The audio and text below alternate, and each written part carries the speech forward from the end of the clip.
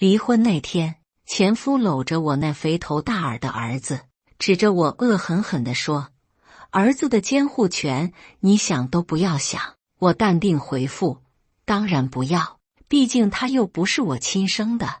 我10月怀胎的亲生女儿和我的新男朋友正在家里等着我回去呢。”大家好，开始今天的分享之前，希望你能给人间烟火点个订阅。我将会分享更多优质的内容。我在怀孕8个月的时候，发现我的丈夫出轨了，对象是我们家以前的保姆。外人看来，我们是无比幸福的一个家庭，我也这么认为。所以婚后没多久，我就按计划怀上了他的宝宝。现在周博正在我的旁边打着呼噜，而我看着他手机屏幕上的微信消息：“百哥，今天我们的宝宝又踢我了。”发送人的微信头像我看着很眼熟，点开以后果然是熟人，在我们家工作过1年的保姆方青青。我默不作声地将这条消息设置成未读，退出微信看了看，果然周博的手机有2套系统，今天大概是睡前忘记切换了。我把手机放回了他那一侧的床头柜，躺下后却再也睡不着了。第2天起床后，我对周博说：“今天我准备回家看下我爸。我妈去世后，我一直挺不放心他的。”“好的，老婆，注意安全。”周博头也不抬地系着鞋带，甚至没有提出要送我。我今天可能加班，要晚点回来，方便的话，晚饭你也在爸那里吃了吧。我答应了一句就出了门。第一件事就是给爸爸的管家打电话：“管家爷爷，麻烦您找几个信得过的人去盯着周博今晚去哪，最好是能拍到和他见面的人的照片。”挂掉电话，我心中的郁气稍微散开了一点。怀孕后，我为了专心养胎抛下了工作，回归家庭，都快忘记了以前在商场上杀伐果断的日子了。周博敢背叛我，就要做好承担后果的准备。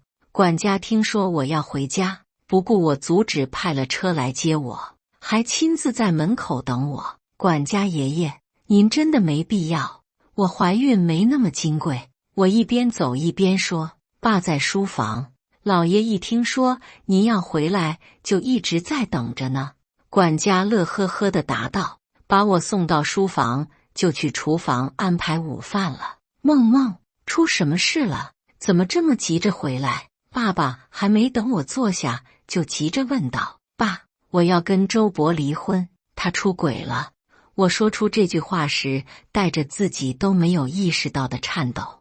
真没用，一个不干净的男人而已。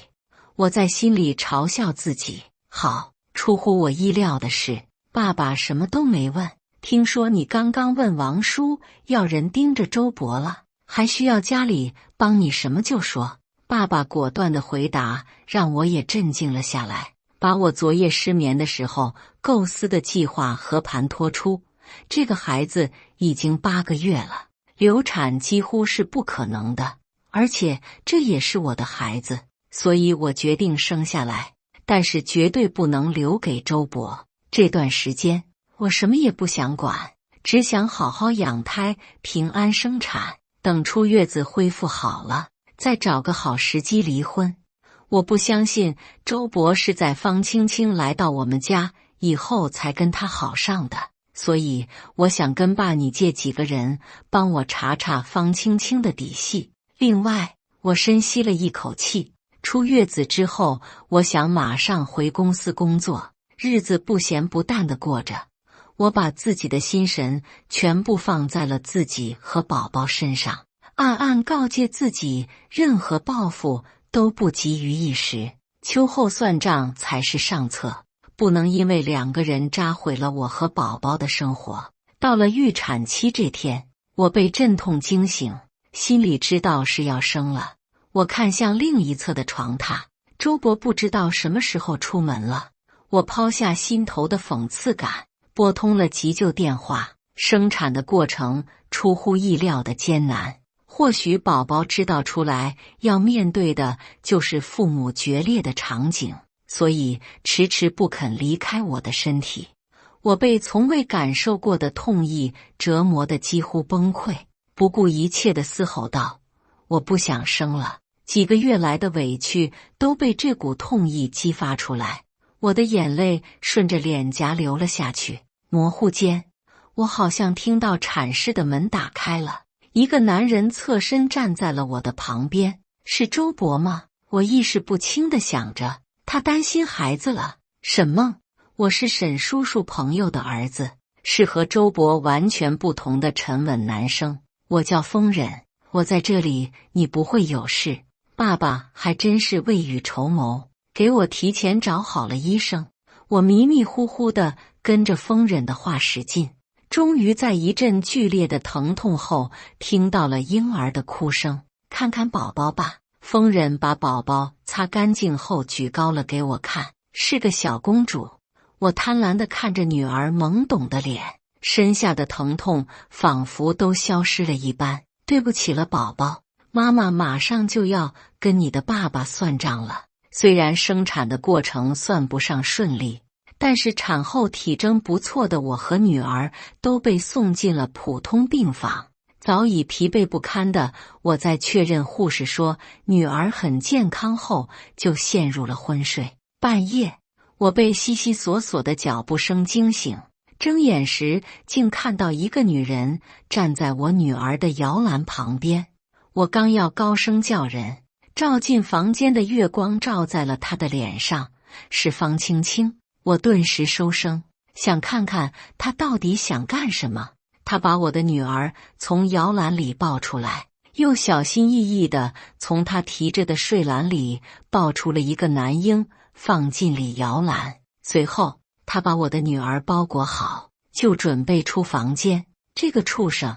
我瞬间怒火高涨，直恨不得能够直接活剐了他。他怎么敢把我的女儿换走？再联想到他给周伯发的那些微信，现在摇篮里的多半也就是他的儿子。我本想阻止他，又顿住了。方青青想让自己的儿子代替我的女儿过上衣食无忧、人人宠爱的日子，现在叫破这一切，他面临的最多是几天行政拘留。不行，这对于他来说太轻松了。想到这里，我忍着自己产后还有些疼痛的身体，在方青青带着我女儿出门后跟上了她。方青青鬼鬼祟祟地绕了几个圈后来到了感染科的门口，趁着没有人巡查的时候，把我的女儿放在了一个隐蔽的角落。我简直快要忍不住心头对于方青青的恨意。感染科是什么地方？肺结核、梅毒，甚至是艾滋病患者都是在这个科室治疗。方青青把我的女儿放在这里是为了什么？不言而喻。我刚想冲上去抱回我的女儿，一只手拉住了我。我回头一看，是风忍。你回去休息，我来处理。他不知道从什么时候起跟在我的后面，大约也知道现在是什么情况。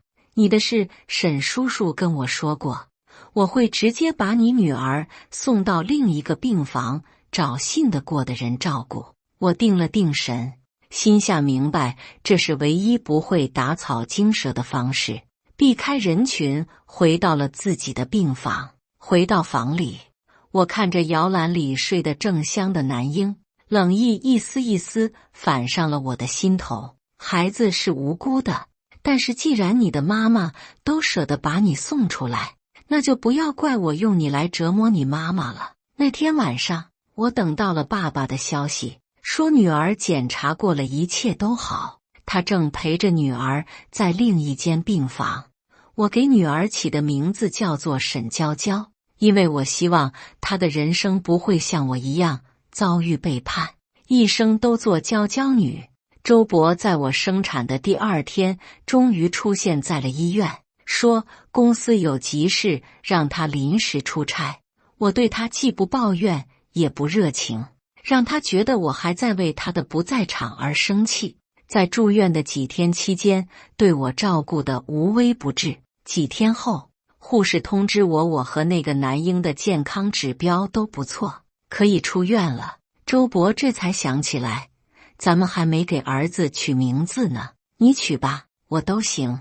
我对此兴趣缺缺，周伯却兴致勃勃，那就叫周壮昂吧，小名叫壮壮，希望他茁壮成长。我点了点头，心里却想着，周伯到底知不知道方青青把我的孩子换掉了？回到家后，我开口道：“老公，我们还是和从前一样，请一个保姆吧。我刚生完孩子，身体不舒服，孩子也需要人照顾。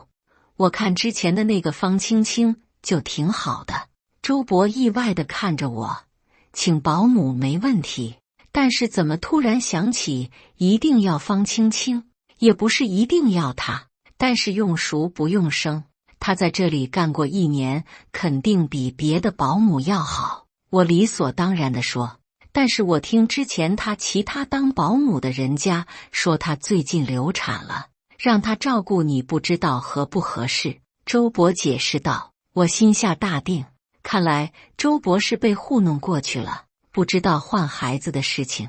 那老公你就发个消息问问人家呗，他要是愿意就让他来，不愿意的话我们也不可能强迫人家。看着周伯答应着拿出手机，我心里知道方青青不可能会放弃这个又能照顾自己的儿子，又能接近周伯的机会。果然和我预料的一样，方青青在收到消息后第2天就大包小包的来了。刚进门，鞋都还没来得及换，他就抱起了壮壮，慈爱的念叨着：“这个孩子长得真壮实，这五官长得真好。”那可不吗？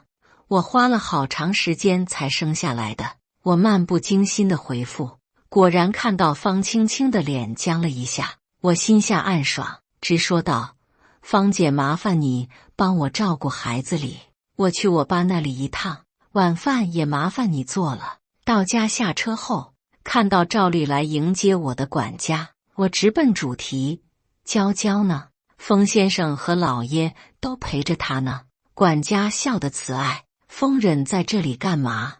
我心中有些疑问，还是跟着管家去了卧室。卧室里，爸爸和风忍正在看着摇篮里的女婴，爸爸嘴里还念叨着：“和我家梦梦小时候长得一模一样。”爸，风先生。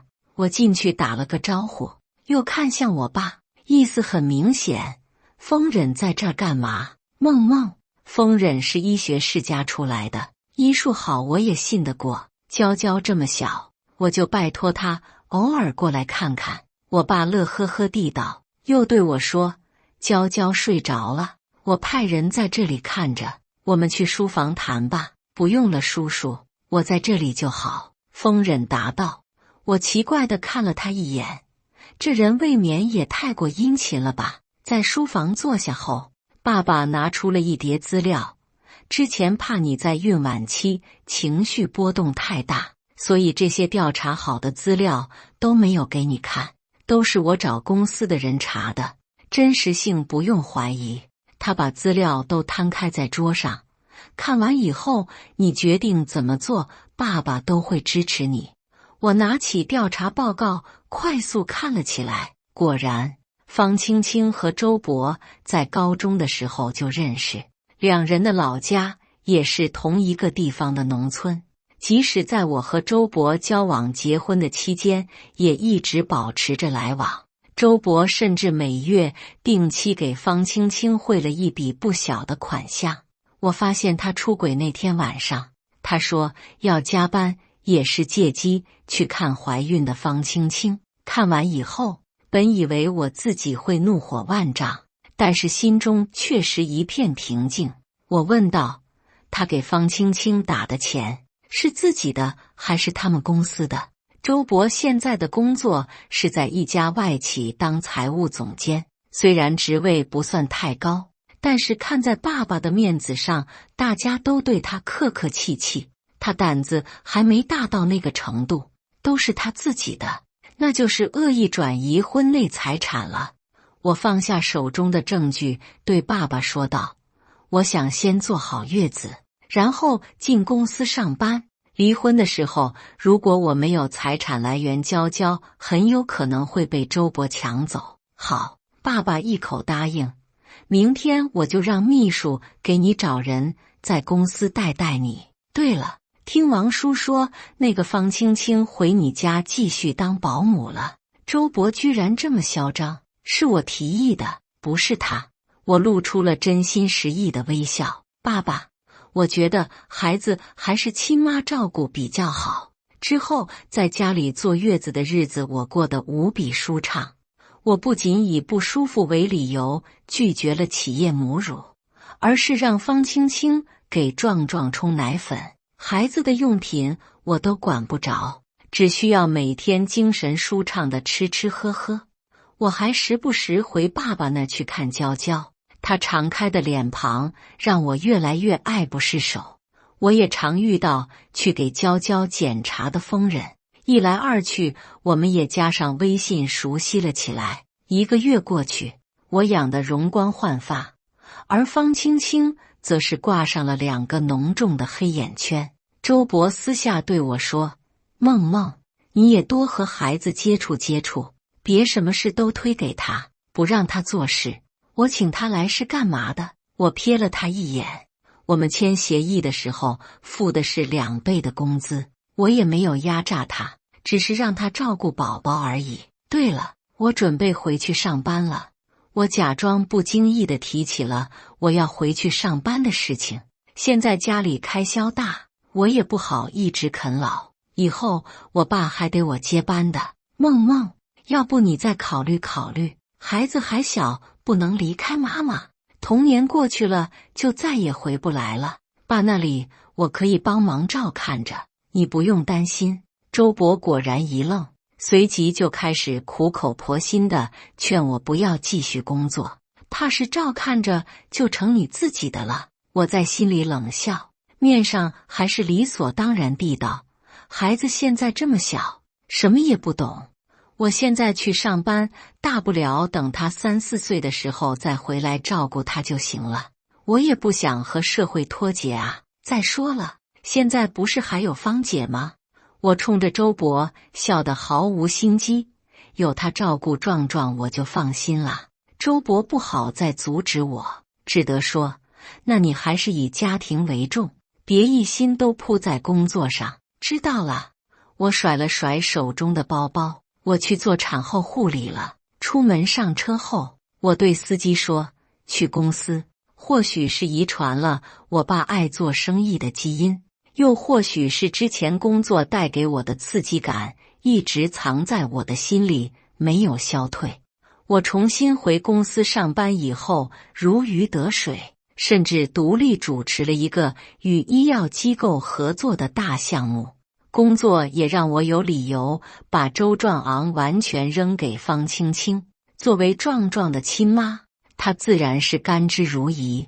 周伯倒是对我工作不顾家的行为颇有微词，但是都被我用等壮壮上幼儿园了，我就辞职回家给堵回去了。几个月后的项目合作会议上，我见到了一个意想不到的人。你怎么在这里？我看着疯人问道。我大哥没时间，我就代表我家公司来了。疯人少见的露出一丝不好意思，问道：“等下开完会要一起回去看娇娇吗？她最近开始叫人了。”好啊，等下我给方青青发消息说晚上不回去了。我和周伯之间的恩怨从一开始就完全没有掩饰过疯人，甚至他还暗地里帮了我不少。你干脆也留在我爸家一起吃饭得了。会议进行得很成功，对方公司并没有提出任何苛刻的条件，在确认了合同的效力之后，又订正了几个小错误就签字了。我心情大好，回家的路上都哼着歌。开车的疯人转过头问我：“怎么这么开心？能不开心吗？”我乐滋滋地给他解释，因为这个项目是我独立主持的，项目成功的话，我就能升职了。当上总经理后，我的税后工资比周伯高不少，不怕他来跟我抢娇娇。你是准备跟他提离婚了吗？风忍问道。是啊，等这个项目结束，我的升职稳了就提。娇娇现在都快1岁了，我也想多陪陪她。我边翻着手机里爸爸给我发来的娇娇照片边答道。风忍沉默了一会儿，轻轻地说，我也为你离婚感到开心。随着医疗项目进展越发顺利，我和周伯之间的矛盾也越来越明显。他对于我每天很晚才回家十分不满，质问我是不是根本不想照顾儿子，而我则反驳他说他也没花什么时间陪儿子，凭什么说我？再说了，家里还有保姆，每次我们都闹得不欢而散。这天，我一大早就赶到了公司，为了项目的最后收尾做准备。忙到头昏脑胀的我，忽略了手机上方青青的未接来电，直到傍晚，周伯给我打电话的时候，我才有空接起。沈梦，你现在是真的不顾这个家了是吗？壮壮今天发烧，你知不知道？电话刚接通，那边就传来了周伯的质问。这么小的孩子，烧坏了怎么办？方青青说他给你打了好几个电话，你都不接，你这还是做妈妈的样子吗？方青青是壮壮的保姆，她带壮壮上医院需要请示我吗？我一时忙没看到。你知道了，你不能去医院吗？我边翻看着报告边漫不经心地反驳着。周伯在对面似乎在压抑自己的怒气。沈梦，你现在不回来的话，我觉得我们的日子很难过下去了。我要去问问岳父怎么教出的女儿。听到这话，我顿了一下，然后说道，你在家等着，我现在就回家。挂断电话后，我叫来了公司的律师，颇有兴致地道，终于等到这一天了。张律师，我的事情就拜托你了，我会额外给你算加班费的。沈经理客气了。律师点了点头。当我和张律师回到家的时候，方青青和周伯正在哄怎么都不肯吃药的周壮昂。看到我身后的张律师，周伯不悦地问，这位是？律师啊。我坐下后拿起一个洗干净的苹果吃了起来。周伯，你不是说跟我过不下去了吗？所以我找了个律师，我们离婚。我的话像是一声惊雷，周伯的满脸震惊，而方青青的眼中则闪过了掩饰不住的喜悦。沈梦，你是什么意思？是要跟我闹事吗？周伯回过神来，厉声说道，我就是劝你顾家一点，你现在请个律师来压我，我可没有压你，我是真心想离婚。我咯吱咯吱地继续啃苹果。至于财产的分配，这套房子是我爸在我结婚的时候全款买的，我就不收你的租金了。作为过错方，你收拾东西搬走就行。我是过错方？周伯快要气笑了。你每天不着家，怎么我就成了过错方了？我意味深长地看了方青青一眼，就怕有的人太把这里当家了。意识到我在说什么的方青青涨红了脸，连忙解释，沈小姐，你怎么能这么说？我每天在家里就是照顾壮壮，和周先生绝对没有过界的行为。沈梦，你真是够了！周伯吼道。方青青承担了所有照顾壮壮的活，现在你还污蔑他，你到底想干什么？我看了这两个不到黄河心不死的人一眼，走进卧室，拿出了我的一瓶香水。我前段时间想着，这工作时间长了，看不到壮壮，我实在是不放心呀，所以我就去买了个宝宝监控器，放在我的房间里，小巧玲珑，外形还像个香水瓶子，随时都能看到卧室里。我对着他们笑笑，你们猜我看到什么了？两人的脸色瞬间变得惨白。从我谈恋爱开始，我就是一个眼里揉不得沙子的性子，周伯对这一点再清楚不过，他没有分辨什么，直接说：“我承认我和方青青是有些情不自禁，但是这是因为你生完孩子后根本就不回家，我一点家的感觉都没有。壮壮也都是方青青照顾的。你如果想离婚，那我们就好好协商。现在想跟我协商了？”我笑眯眯地说：“可以，就像刚刚说的那样，你收拾东西搬走，房子归我，其他的财产我会找专人分割。”说完我就起身，我去我爸那里住了，希望你们3天之内能够离开这里。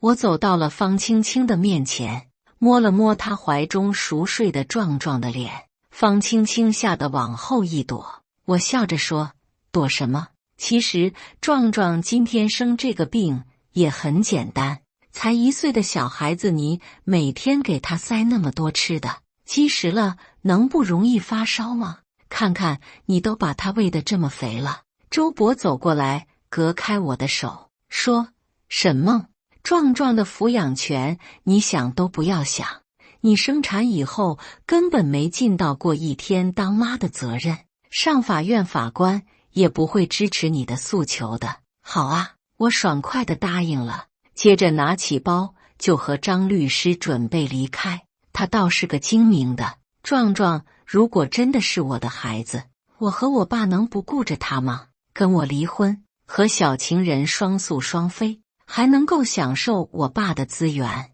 周伯真是打得一手好算盘。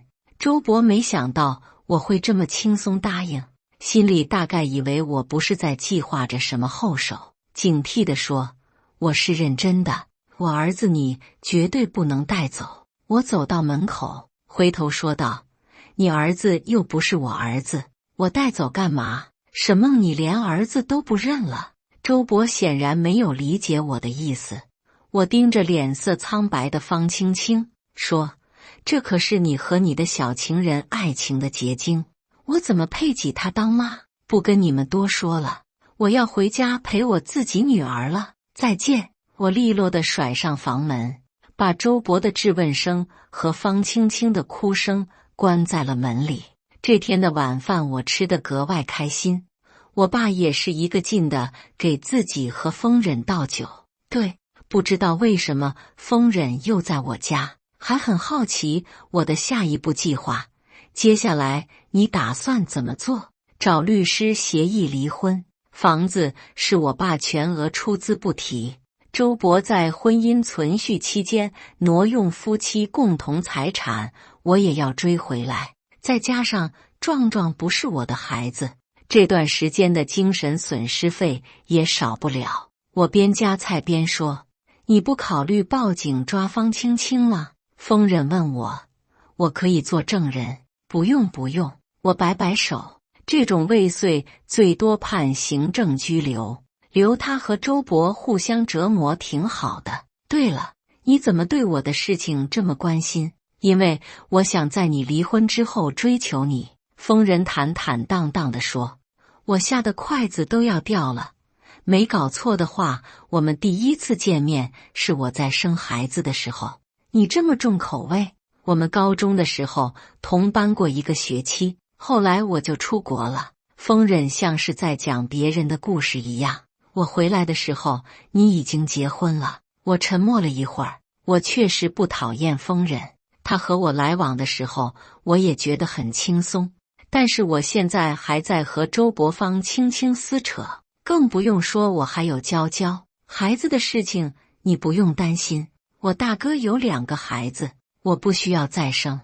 风忍像看清了我在想什么一样，我会把娇娇当成自己的孩子。我还没来得及说话，我爸就抢先一步道：“梦梦，你别说，娇娇现在跟风忍估计比跟你要熟。”我被气笑了。你的女儿被追求，你就是这个反应？风忍家庭背景我知根知底，总比你再去外面找个张伯王伯的要好吧？我看着风忍，狠下心道：“你让我看看你的表现，满意的话再说。”风忍笑了：“怎么表现？明天先陪我去法院谈离婚。”第2天，我和疯人还有穿得一丝不苟的张律师按时来到了法院。方青青和周伯已经在调解室坐着了。周伯看着疯人问道：“这是谁？”“我是沈梦的追求者。”疯人答道。“什么？沈梦你背着我出轨？”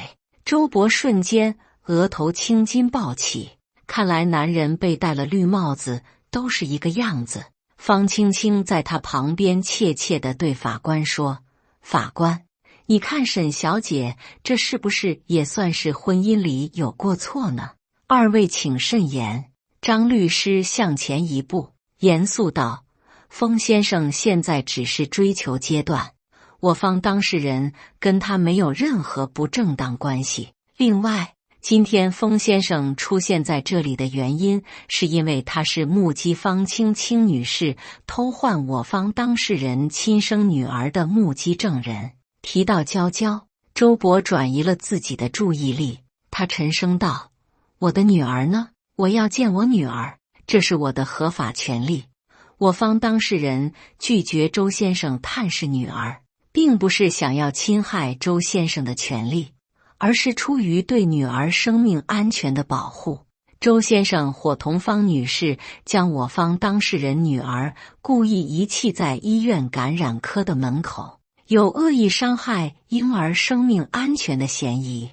因此，我方当事人拒绝来自周先生的任何探视，并且希望今天主要解决婚内财产问题。”张律师有理有据地把周伯对了回去。我在心里疯狂给他鼓掌。虽然知道周伯对于方青青换子这件事不知情，但是这个哑巴亏他也只能吃下去了。我方当事人主张，现在周先生和方女士居住的住宅是婚前财产，不参与分割，其他婚后财产及双方的工资在扣除部分项目后平均分配。张律师把我爸的全款出资证明摆在了法官和书记员的面前。其他项目指的是什么？周伯警惕地问道。指的是婚姻期间周先生未和我方当事人商议的情况下，私自挪用婚后财产赠与方青青女士。我方主张追回这一部分未用于共同生活的部分。还没等张律师说完，周伯就猛地一拍桌子，恶狠狠地看着我：“沈梦，你查我！”疯人把我拦在身后，奇怪地说：“周先生，你犯法了，不反省自己的错误，居然还在这里怪被人发现了。你要是想查沈梦的支出，估计是什么也查不到。这人坏的话就得聪明点，蠢的话就诚实点。又蠢又坏，你以后的日子会很艰难。”从未见过疯人这么刻薄的，我默默给他竖起了一个大拇指，补充道：“这倒是让我想起来了。当时跟方青青签劳动合同得是我，还给了市价的2倍工资，请孩子亲妈来照顾孩子。合着你们这是在里外里诈骗我钱呢？”张律师，这部分应该怎么算？沈小姐，您的情况，我建议以民事诈骗起诉周先生和方小姐为共谋。张律师有问必答。好了，法官看了我一眼，事情的大概我了解了。现在男方对于离婚的诉求是什么？周伯被气得吭哧吭哧地喘着粗气，说：“我给方青青的钱是我自己的工资，婚后工资是婚内财产。”律师忍不住提醒道：“要平分不可能，房子可以给沈梦，但是家里的现金和车都归我。”周伯坚持道：“周伯，你真是好大的脸！房子是我的婚前财产，你这是想让我净身出户？”我看着他，没关系，反正这只是庭前协商，我们法庭上见。法官，我有公证过的周伯和方青青在我的房间里发生不正当关系的录像，还有他们2个人认识超过10年，一直保持联系的证据。如果我想当庭展示的话，需要走什么流程呢？法官没有理会周勃的咒骂，公事公办地说：“开庭前提交申请即可，我同意离婚。”周勃涨红着脸说道。我看着眼中带着怨恨的他，心中知道自尊心极强的他绝对不能忍受自己的私密录像在公开的庭审上被众人审阅。那就签字吧，我说。出了调解室，方青青试图安慰周勃：“百哥，我们回去，我们一家三口好好过日子。”话音还没落，周勃抡圆了胳膊，猛地给了他一耳光，然后阴恻恻地看着我：“沈梦，我看你和你的这个小白脸能快活多久？”无法相信他居然叫我小白脸。想起那天的情形，风忍还是觉得有些不可思议。他不会以为我和方青青一样是被包养的吧？谁包养得起您啊？我一边铺着野餐垫，一边注意着跑来跑去的娇娇。